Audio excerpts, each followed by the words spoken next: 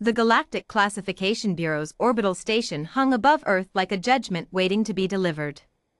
Professor Cale Veyron floated in the observation deck, his four-fingered hands pressed against the transparasteel viewport, staring down at the blue-green marble below.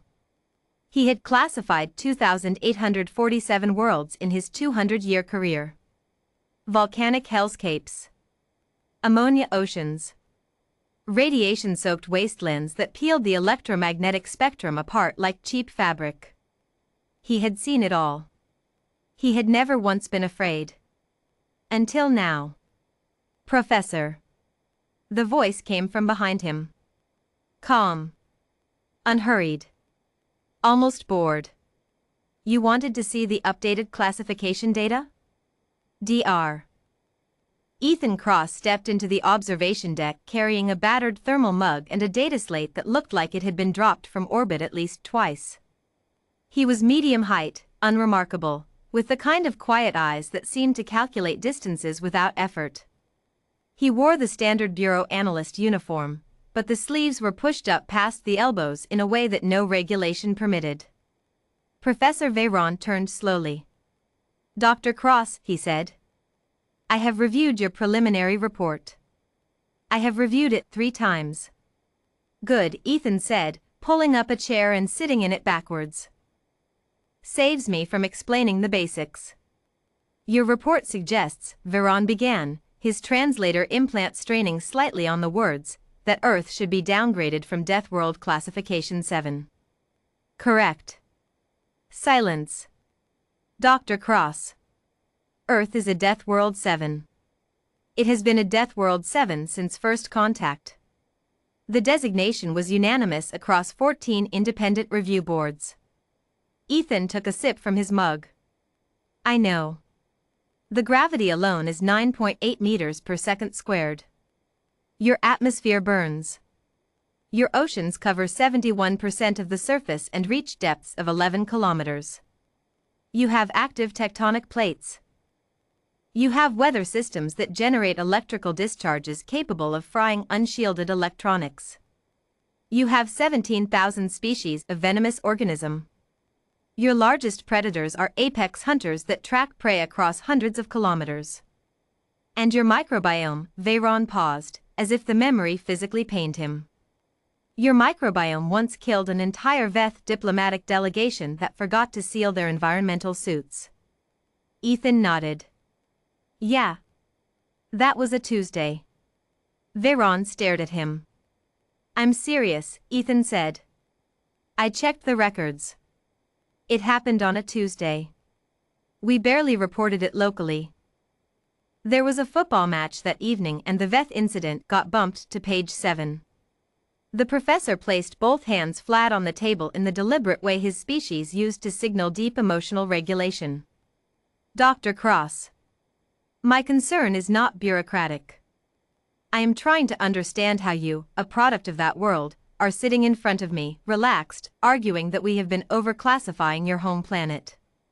Because you have been, Ethan said simply. He slid the data slate across the table. Pull up Appendix C. Veyron pulled it up. The holographic display populated with a dense grid of environmental stress indices, biological adaptation metrics, and survival probability curves charted against species baseline. These are human stress responses, Ethan said. In high-gravity environments, our bodies respond by reinforcing bone density and redistributing cardiovascular load. Cold environments, we shiver to generate heat, and if that fails, we enter a metabolic slowdown that can preserve brain function for extended periods. Heat environments, we sweat. Literally pump fluid out of our skin to maintain core temperature through evaporative cooling. It's inefficient by galactic standards, but it works. He tapped the slate. We can operate, cognitively and physically, in conditions your instruments classify as unsurvivable. Veyron studied the data. His secondary eyelids, the translucent ones, slid halfway across his eyes. A sign of deep concentration. This graph, he said slowly. This shows functional cognitive performance at -40 degrees Celsius. That's a mild winter in parts of Canada. People jog in that. They jog. For fun. Recreationally. Ethan paused. Some of them do it in shorts. Professor Véron set the slate down. He was quiet for a long moment. Outside the viewport, Earth continued its indifferent rotation, dragging storms and ocean currents and mountain ranges beneath them in slow, majestic silence. Walk me through the frozen moment scenario, Véron said finally. The one from your report. Section 4. Ethan leaned forward. This was the part he'd been waiting for. Every classification system in the Bureau is built on a single core assumption, he said. That survival capacity is a static trait. You measure what an organism can do, baseline, under stress. But humans don't work that way. He pulled up a new display. Incident reports. Hundreds of them. What we can do and what we will do under sufficient motivation are two completely different data sets. He tapped the first entry. A mining accident. Northern Siberia, 11 years ago. 17 workers trapped under 300 meters of collapsed tunnel. Temperatures inside the collapse, minus 22 Celsius. Oxygen supply, approximately 9 hours. Rescue crews reached them in 14 hours, Ethan said. Véron's translator rendered his quiet sound as something between a question and a sigh. 14 hours, Ethan repeated. 5 hours past the oxygen estimate. The trapped workers had rationed breathing, lowered their own metabolic rates through a combination of meditative technique and controlled physical stillness, and organized themselves into a heat-sharing formation to reduce core temperature loss. He looked at Véron steadily. None of them had medical training. One of them was 17 years old. They improvised all of it in the dark. Véron said nothing. That's what I mean by a frozen moment, Ethan continued. In crisis situations, humans don't just survive. We optimize. We share information. We improvise tools. We sacrifice individual resources for collective survival without requiring biological hardwiring to do it. We do it because we decided to. He sat back. Your classification systems can measure what a body can physically endure. They can't measure what a mind decides to attempt. The silence stretched out between them. Somewhere in the station's ventilation system, something hummed at a frequency that made Véron's sensory nodes itch slightly. You are not arguing that Earth is less dangerous, Véron said slowly. No, Ethan agreed. Earth is objectively terrifying. I grew up there and it still terrifies me. Last month a colleague got stung by something in his own garden and his arm swelled to the size of a small dog. He went to work the next day. Then what are you arguing? Ethan Cross set down his mug. He looked at Véron with that calm, measuring expression that the professor was beginning to understand was not confidence or arrogance. It was something quieter and more fundamental than either. I'm arguing that the classification system is measuring the wrong variable, Ethan said. Deathworld 7 means the planet poses a lethal threat to the organisms that live on it. But Earth's organisms didn't lose that fight. We're still here. 5 mass extinction events. Ice ages. Supervolcanoes. Asteroid impacts. Plagues.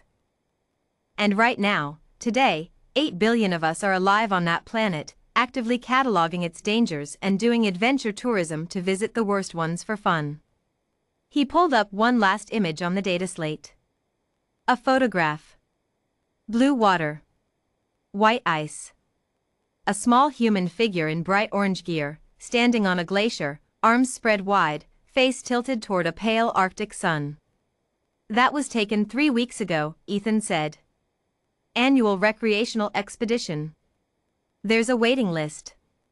Professor Cale Véron looked at the photograph for a long time. Then he looked at Dr. Ethan Cross. Then he looked back at the viewport, and at the blue planet beneath them, slow and unhurried in its orbit, carrying its storms and its tectonic rage and its 8 billion improbable survivors who jogged in -40 and rationed oxygen in the dark and put their names on waiting lists to stand on glaciers. What classification do you recommend? Veron asked. I'm not recommending a downgrade, Ethan said. I'm recommending a new category. Which is? Ethan picked up his mug. Deathworld 7, inhabited. Thriving. He considered it. With a footnote that any species attempting first contact should be briefed that the dominant population considers the environment a mild inconvenience and recreational resource, and that expressions of concern for their well-being will be received with polite confusion. Professor Veron was quiet for several seconds. Then, for the first time in the conversation, he did something Dr. Ethan Cross had not expected from a 200-year veteran of the Galactic Classification Bureau. He laughed. It was a short sound, translated imperfectly, more like a harmonic click than anything human ears were built to receive, but the data slate registered it, and the Bureau's ambient audio systems logged it, and later, when the official reclassification report was filed, it would be the only unexplained notation in an otherwise meticulously documented record. Professor K.L. Veron, Senior Classification Expert, 2,847 worlds assessed. One notation, human analyst made me laugh. Recommend further study. Dr. Ethan Cross finished his coffee, set the mug down, and looked back at Earth. It looked exactly like home.